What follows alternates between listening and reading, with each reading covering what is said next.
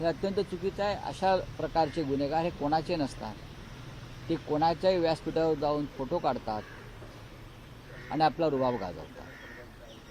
अशा गुन्हेगारांना कठोर शासन जोपर्यंत होत नाही तोपर्यंत ही विकृती वाढतच जाईल। छत्रपती शिवाजी महाराज, छत्रपती संभाजी महाराज यांच्या विचारांच्या संदर्भात आपण सध्या काम करतो आहोत। त्यांच्या राज्यामध्ये महिलांवर अत्याचार करणाऱ्यांना कशाप्रकारे कठोर शासन केलं जात होतं, कशी दहशत होती, हा इतिहास आमच्या राज्यकर्त्यांनी पाहिला पाहिजे। बोलिये। जेव्हा एन्काउंटर झाला तेव्हा पेढे वाटण्यात आले, तर आता ह्या आरोपी संदर्भात काय पुढचं पाऊल उचलणार?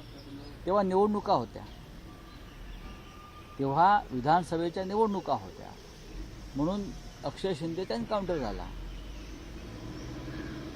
आता काय निवडणुका नाही आहेत आणि तो ठाणे जिल्हा होता, हा पुणे जिल्हा आहे। जिल्ह्यामध्ये कायदा बदलत असतो। पुण्यामध्ये ओळख परेड देखील करण्यात आलेली मधल्या काळामध्ये गुंडांची।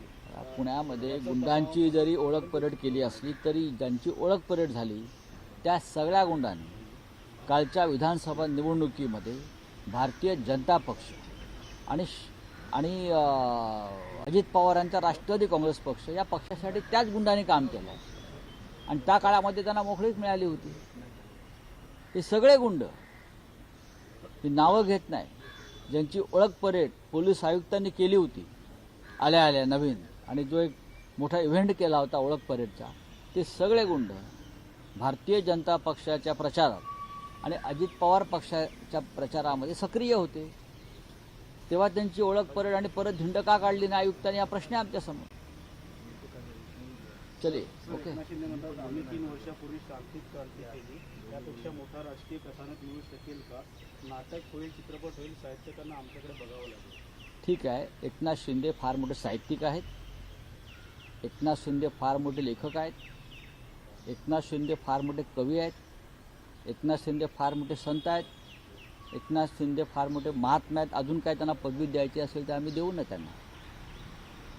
त्यांना।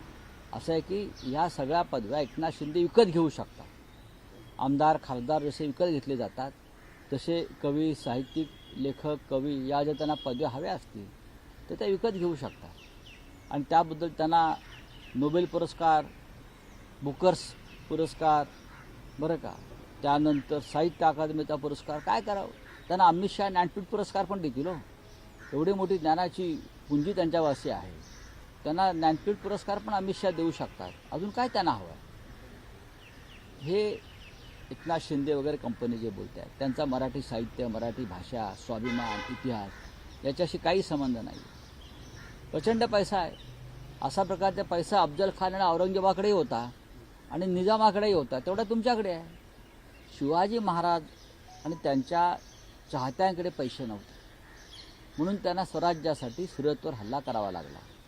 कारण सुरतमध्ये, गुजरातमध्ये इतका पैसा होता की ते मोगलांना आणि ईस्ट इंडिया कंपनीला पैसे देत होते या देशाच्या विरोधामध्ये, म्हणून छत्रपतींना सुरत लुटावी लागली आणि त्या सुरतमध्ये एकनाथ शिंदे आणि त्यांचे लोक जाऊन थांबले होते। फार मोठं साहित्य त्यांच्याकडे त्यावेळेला होतं। बोला सर, आखिर अक्यूज अरेस्ट हुआ है, लाख रुपए का इनाम किया, बहुत जद्दोजहद के आरोपी अरेस्ट हुआ है, पर ये शिवसाई का नाम, उना का नाम खराब हुआ और ये जो बंदा था ये पॉलिटिकल टच था एनसीपी के साथ, ऐसा बताया। देखो, मैं ये मानता नहीं किसी के साथ टच था या नहीं, ये एक विकृत होता है, ये विकृति होती है, ये एक दिमाग में गंदगी होती है, वो किसी के दिमाग में आ सकती है। हाँ, कोई पार्टी अपने कार्यकर्ताओं को नहीं बोलती कि जाकर बलात्कार करो या जाकर खून करो, वो अपने आप उस मंच पर जाते हैं, फोटो निकालते हैं और रौब जमाते हैं। ये किसी भी पार्टी के साथ हो सकता है, लेकिन हमारी बात ये है कि पब्लिक प्लेस, सार्वजनिक जगह पर इस प्रकार से, जैसे पुणे जैसे शहर जो महाराष्ट्र की एक सांस्कृतिक धरोहर है, जहाँ लोकमान्य तिलक से लेकर बड़े बड़े नेता और सामाजिक क्रांति हुई है, महात्मा फुले वहाँ से है, शिवाजी महाराज पुणे से है, उस पुणे में इस प्रकार की घटना होती है, बार बार, एक बार नहीं बार बार होती है। तो सरकार क्या करती है? पब्लिक प्लेस पर बलात्कार हुआ है। और हमारे मंत्री कहते हैं, Yogesh Kadam, minister of state home, उनका स्टेटमेंट देखिए, आप बलात्कार होने से क्यों नहीं रोक पाए? तो बोला नहीं, बलात्कार बहुत शांततापूर्ण ढंग से हुआ, बाहर पता नहीं चला। ये उनकी भाषा है।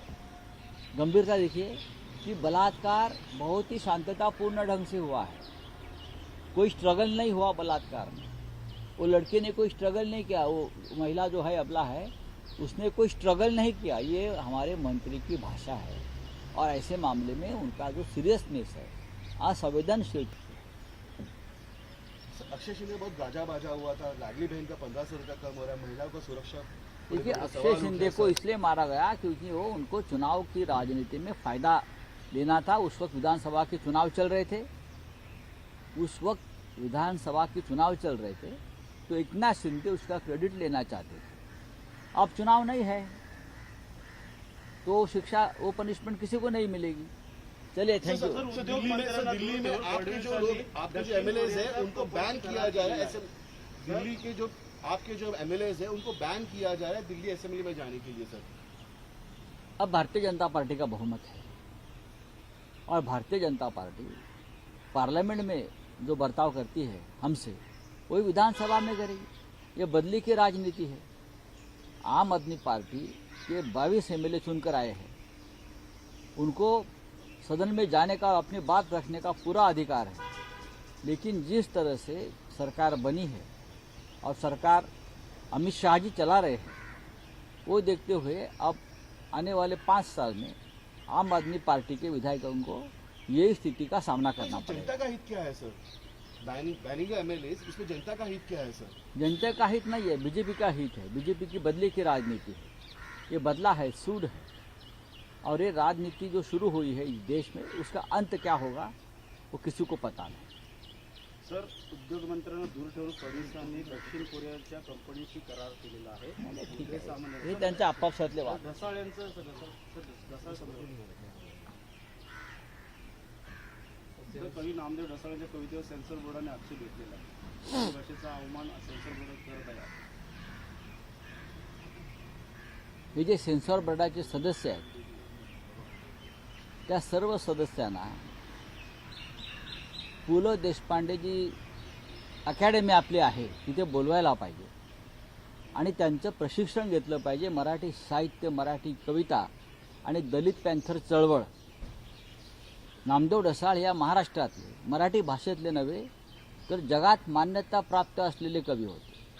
त्यांच्या कवितांची 24 भाषांमध्ये भाषांतर झाली नामदेव ढसाळांच्या. त्यांनी मराठी कवितेला एका शिखरावर नेऊन ठेवलं, प्रस्थापितांच्या विरुद्ध बंड केलं. त्यांच्या अनेक कविता आणि अनेक कवितांची पुस्तकं ही या समाज जीवनातल्या तळागाळातला जो एक शोषित वर्ग आहे त्याची पीडा आणि त्याचा विद्रोह आहे. गांडू बगीचा, तुझी इयत्ता कंची, गोलपिठा या त्यांच्या काव्यसंग्रहानं आणि कवितानं मराठी कवितेला एक प्रतिष्ठा प्राप्त करून दिली जगभरामध्ये. आणि त्यांच्या कवितांची जगभरातल्या अनेक भाषांमध्ये भाषांतर झाली. त्यांना पद्मश्री किताबानं सन्मानित केलेलं आहे. त्यांना साहित्य अकादमीचा पुरस्कार मिळालेला आहे. आणि नामदेव ढसाळ कोण हा प्रश्न जर सेन्सॉर बोर्डाला पडला असेल तर हे सेन्सॉर बोर्ड नक्की कोणी नेमलं आहे, कोणत्या विचारधारेचं आहे हे पाहावं लागेल. अमित शाह ने डीएमएलेशन बोला हुआ है साउथ के स्टेट्स को, किस तरीके से देखते हो क्या सर? अमित शाह ने कहा है कि डीएमएलेशन करेंगे हम साउथ में, ऐसा बताया जा रहा है, जिसको लेकर देखिए, ये विरोध किया उनकी जा रहा है, आगे हम की सीट्स चुनाव कम की राजनीति चल रही है. और एमके स्टालिन साहब जो है, मैं उनकी भी बात हम लोग देख रहे हैं गंभीरता से. जल्दी हम उसके ऊपर हमारी कमेंट करेंगे, सर इंडिया अलायंस इसमें वर्कआउट करेगी सर? डेफिनेटली करेंगे. स्टालिन साहब हमारे इंडिया अलायंस के एक सम्मानीय मेंबर है, बहुत ही बड़े सदस्य है. और हम वो जो बात रख रहे हैं उसके बारे में हम चर्चा करेंगे. तर इंद्रजित सावंत यांना शिवराळ प्रकरणात प्रशांत कोळवटकरला अजून देखील पोलीस शोधत आहे. नागपूरला असल्याची समजते. तो कधीच मिळणार नाही, कारण त्याला राज्यकर्त्यांचा पूर्ण पाठिंबा आहे.